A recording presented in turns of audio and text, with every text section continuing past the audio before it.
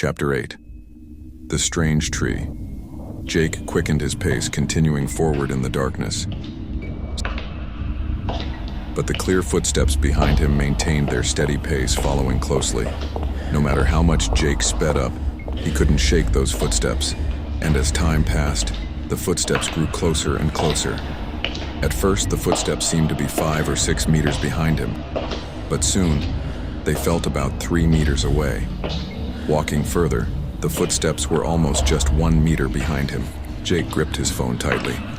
He didn't dare let the screen turn off because he was ready at any moment to open that audio file. If that ghost really attacked him again. The knocking sound from that audio file was his only means of survival. Every muscle tensed, prepared to repel the ghost at any moment. However, things didn't go as Jake expected. The footsteps behind him stayed consistently 1 meter away, neither leaving nor coming closer. And whether Jake sped up or slowed down, the footsteps maintained this subtle distance. Could that thing be waiting for my phone's battery to die? Suddenly, Jake's face changed dramatically. Looking at his phone's remaining battery, less than 10%, his unease grew. If that was true, dying at the ghost's hands was only a matter of time. Wanting to leave here alive was simply impossible. He looked at the battery indicator on his screen again, 7%. Below 5%, the phone could shut down at any moment. Jake felt some regret now. He'd wasted battery playing with his phone during the day. But now isn't the time to think about that. If I don't want to die here, I have to run out of this hellhole before the battery dies otherwise. Gritting his teeth, he started running. At top speed, he ran toward the direction of that drip, drip, drip sound. The footsteps behind him followed closely, impossible to shake off. Jake could even feel the cold, sinister air coming from behind him, along with that faint smell of corpse rot. That ghost followed like a shadow, relentlessly pursuing. Running at full speed, the source of the dripping sound grew closer and closer. But at this moment, his phone screen automatically lit up. Battery, 5%. The display showed, "To prevent automatic shutdown, please charge soon." Damn it! Jake gasped for breath, sweat streaming down his body.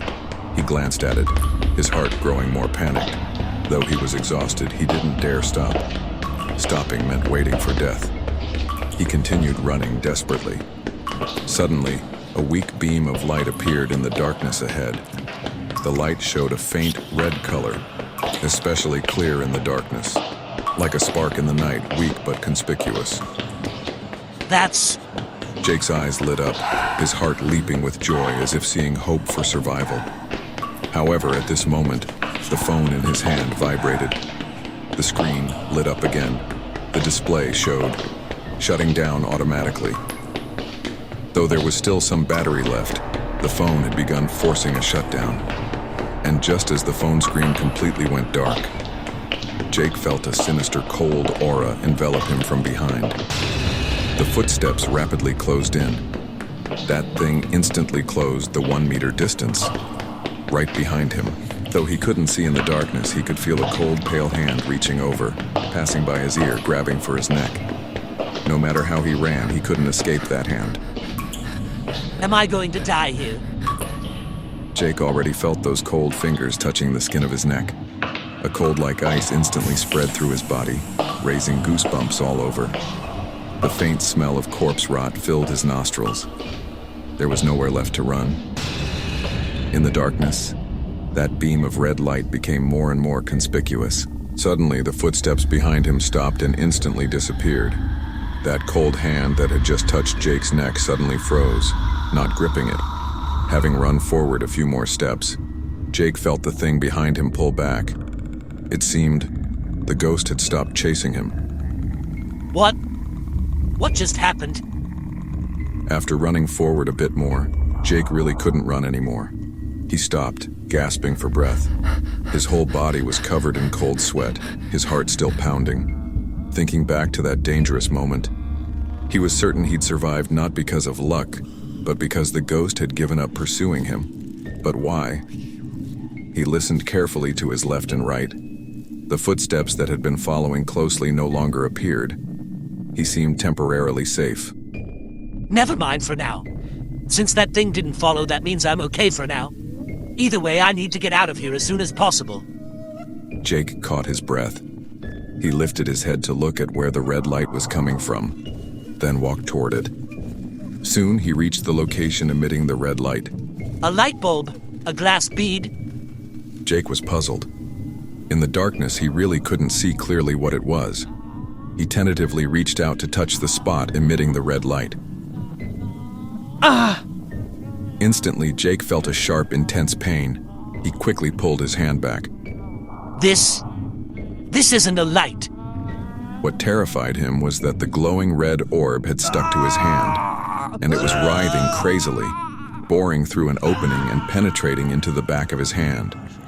Cold, painful, it instantly engulfed his whole body. Jake collapsed on the ground. The pain made his whole body convulse as if his tendons were being stripped. His skin peeled, his soul crushed. But in his agonizing struggle, Jake noticed changes in his surroundings. The darkness surrounding him began to rapidly recede. He could see clearly. He could see everything around him clearly, as if suddenly he had night vision. The pain came quickly and left quickly too. In less than 3 minutes of struggling, Jake felt that agony begin to recede like a tide. He lay on the ground nearly exhausted, gasping for breath. The muscles throughout his body were still twitching slightly from the earlier pain. What the hell just happened? After a while, once Jake had recovered somewhat, he struggled to sit up like someone who'd barely escaped death. However, when he saw everything around him clearly, his pupils suddenly contracted and his face showed a look of horror. Before him was a tree, a pale tree, as if grown from bones.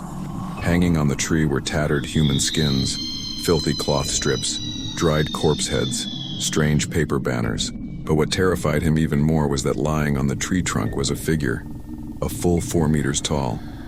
No, not a figure, but a shadow with a human-like outline, as if condensed from darkness itself.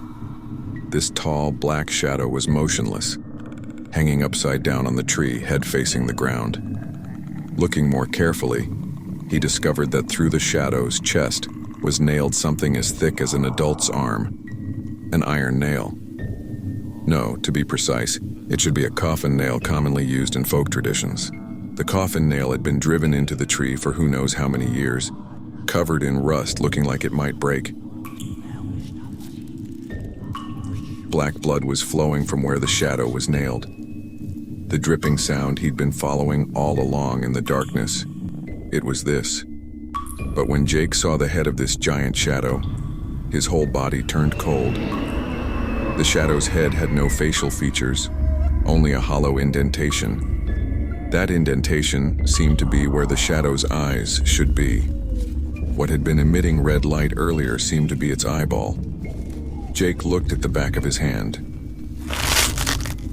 The torn flesh was pushed open, and a red eyeball rolled around several times and emerged. At the same time, a strange perspective appeared in his mind, as if an eye had truly grown on the back of his hand, and this eye's vision could be transmitted to his brain.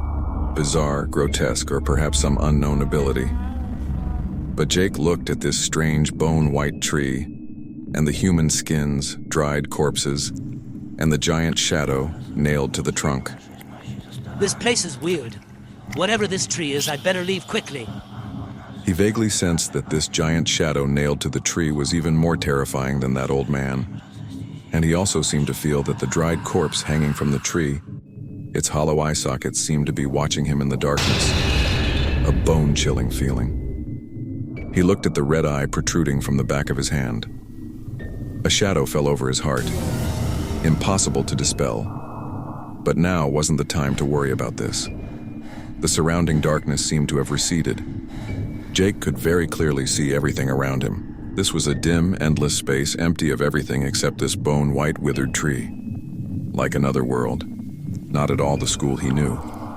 But when he looked back, he could see a door in the direction he'd come from. That was the restroom door.